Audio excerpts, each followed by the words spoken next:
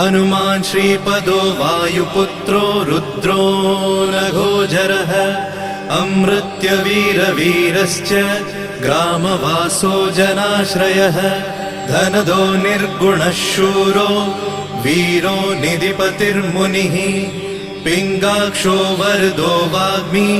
सीता शोकविनाशकः शिवः शर्वः व्यक्तो